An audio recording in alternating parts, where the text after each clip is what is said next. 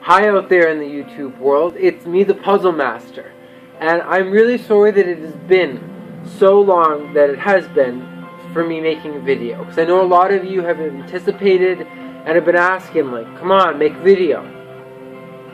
And trust me, like, well, Tristan wanted to say something? Yeah, so I'm here as well in the first debut video of 2016, and today we are going to be talking about the Masonic Earth, flat, sphere, or cube, lest we be the judge. And by what I'm meaning by this is that there's so much information, especially right now on YouTube, because like we have all this like connectivity of all of us individuals like at our computers, like, because you know we've never been so like docile and like, I don't know, somewhat at the same time like feeling informative and being all educated and that. So we like to research stuff, and there's been a skyrocket, if you've seen the statistics on like the flat earth and like everything that correlates with that there's quite a bit of like growing numbers in this.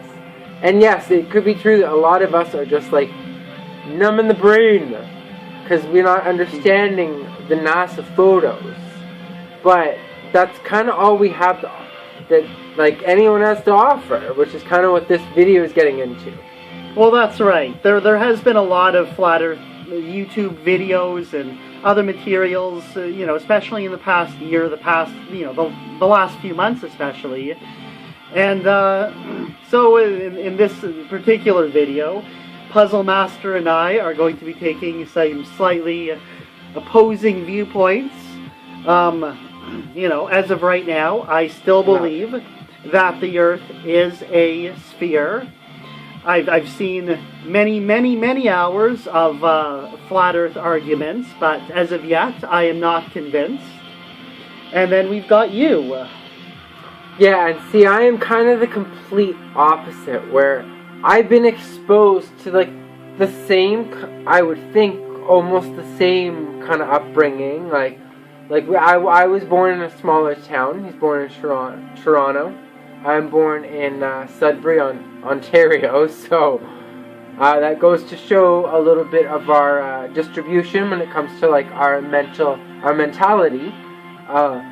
Well, growing up in a small little town, I come off a little more, I don't know, especially because I'm really into astrology. So it's a little bit off topic, but my astrological chart says I'm going to be very imaginative. More so than any idea, okay? And you can even look that up. Like, when it comes to Purma Vasu, which is number 7 of the nakshatras, one of the best imaginations, and that happens to be my mind. So, really fucking imaginative, okay? Right. And if you're going to challenge, so we come from different places and we have different minds, we have different astrological charts, and we're cut of very different fabric in a lot of ways. Shadabashak. Taurus. But, Purmavasu. We were getting specific. Yes, we were. So that's perfect, and we have these different backgrounds and different views on things as a result. So shall we dive into the flatness or roundness, whichever it is? So let's start. You know, there's a whole bunch of information out there about NASA.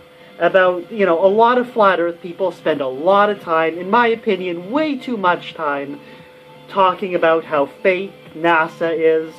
Not just NASA, but every space agency, satellites, all that space station. And sure, I buy it.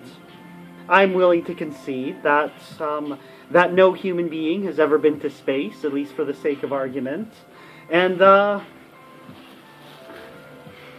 or on any human camera lens for that matter, that basically, but to me, you know, even if I'll give the flat earthers that point, to me that doesn't really prove that the Earth is flat. It just means that nobody's ever been up there to see what shape the Earth is. So it could be anything just based on that. So in my opinion, we shouldn't be spending too much time talking about NASA because it doesn't really prove the shape of the Earth either way. So we should be going to some other things. Any thoughts on that? Quite a bit, actually. When it comes to NASA, we've all been kind of like trained and indoctrinated to being kind of force-fed information where we live in a system that is kind of like, they're like, hey, we're going to give you all the answers.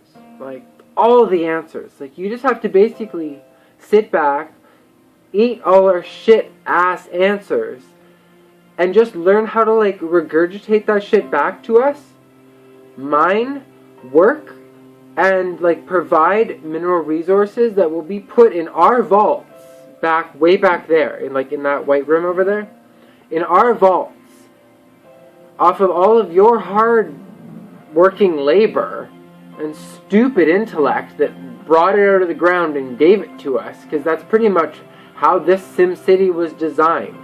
It's all you dumbass people working to suck up the resources of the earth to just give it to them because they will buy it, like penny on the dollar.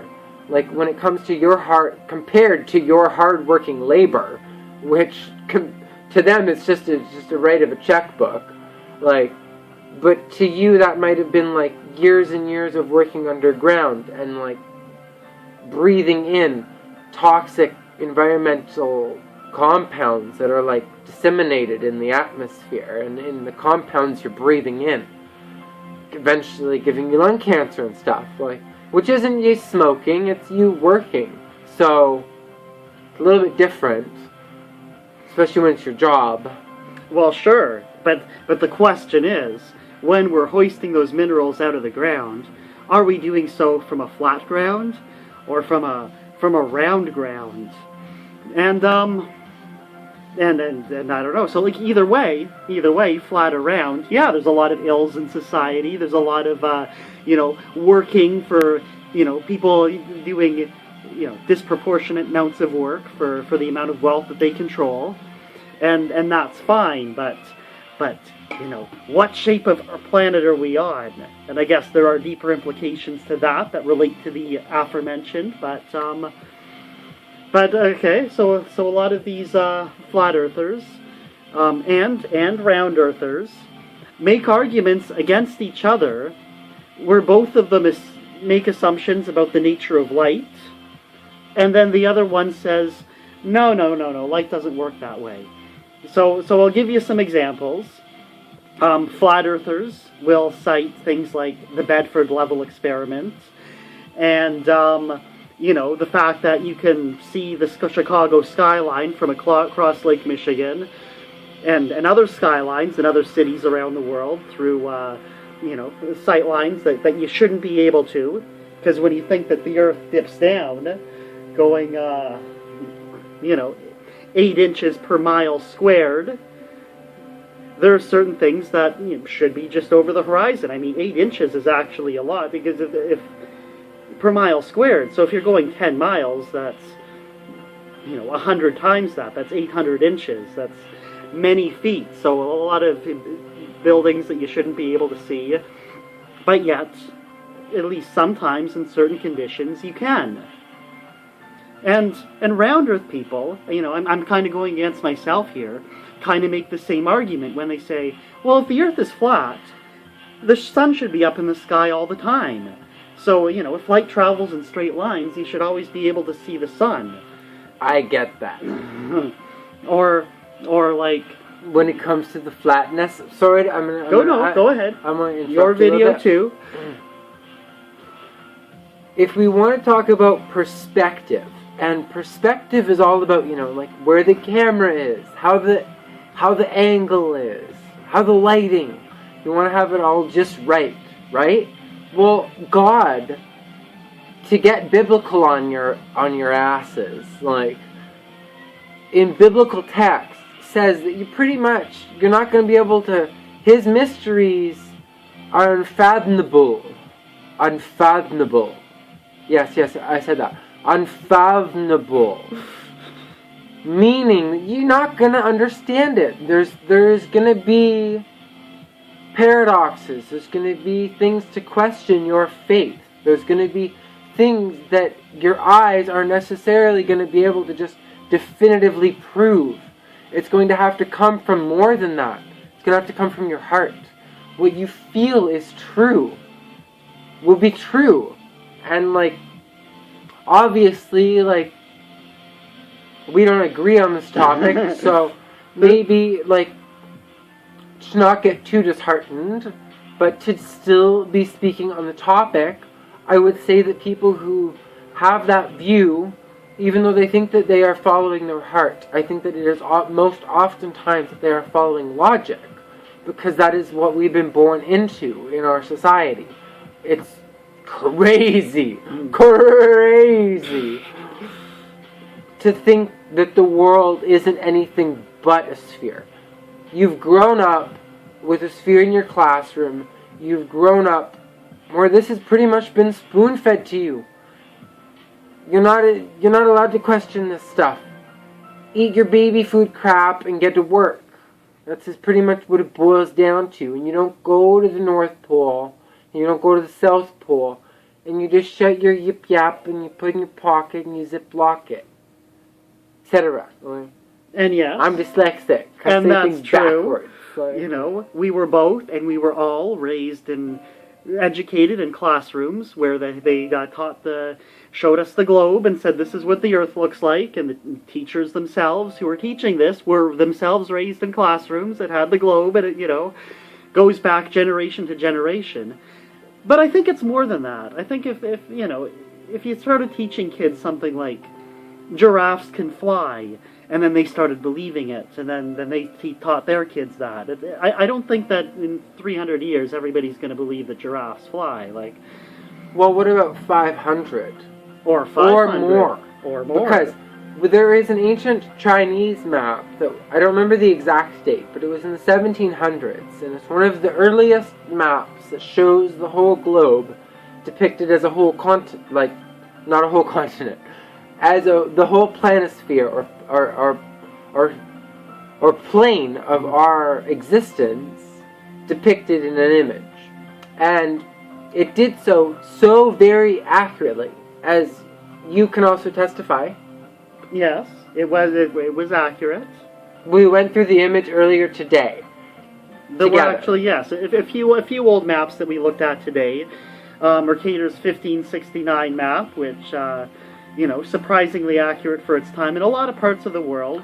And Mercator's map was surprisingly more accurate when it came to European areas, like around Europe. And where he lived, exactly. And the Chinese map was surprisingly more accurate. Around China, in East Asia. It showed the Korea and Japan, much more detail, Indonesia, so... However, both maps did depict strange activity going on near the North Pole. Meaning that one of my most definitive, stubborn aspects is whether the planet is flat, spherical, or cubical. Cubicle. Whichever it may be, there is something at the North Pole that the government is hiding. And that I feel there is definitive, concrete evidence to prove such. As well as the fact that, things that have gone on in our world, we all know who is in control of these kind of systems. Anyone that is in the know knows. And I'm going to say it. The Jews. And if any of you people out there in the world want to judge me and you want to, hate on me for saying that, if you've made it to this point in this video, then I think that you might care what I actually have to think. And I've researched a lot, and I've watched many, many, many hours of YouTube videos. And Israel,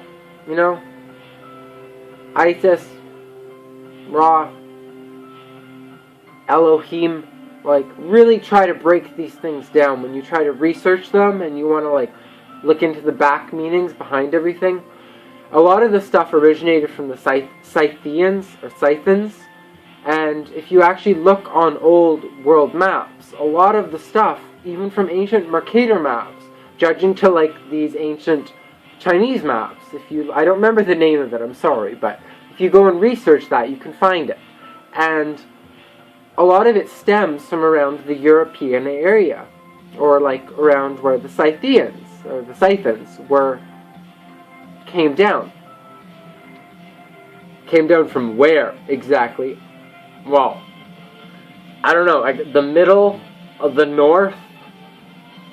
Depends what you're allowed to believe nowadays, don't it? Because that's kind of where they originated from. No, and then you're quite welcome to believe whatever you like nowadays. Nobody's going to stop you for that. Not even those pesky Jews. And I mean, yeah, I'm sure that a lot of very powerful people are Jewish. And that's, fine. Some of them are other religions too. I don't really know exactly who they are, so I can't, say what religion they are or anything like that. And but the point is, yeah, it's hard to get to the North Pole, which would logically lead one to believe that there's something there that somebody doesn't want us to see. Or maybe it's just so cold and icy that few people bother trying. Same with the South Pole. I mean, the South Pole is more the one of interest to most flat earthers. That's sort of the one that would be the edge of the world. Not to me.